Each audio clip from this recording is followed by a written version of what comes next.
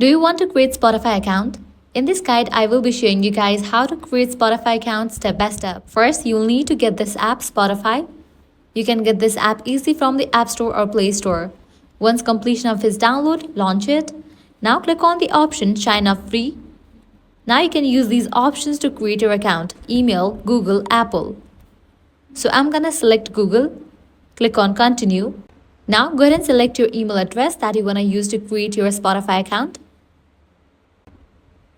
Type in your password. After you type in the password, click on Next. Now go ahead and type in your date of birth. Click on Next.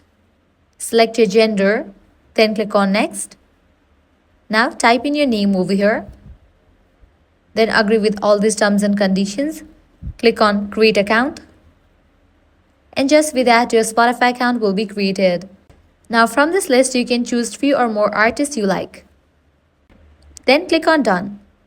So that's all for this video. This way you can easily create your Spotify account. If this guide helped you out, do not forget to like, share and subscribe.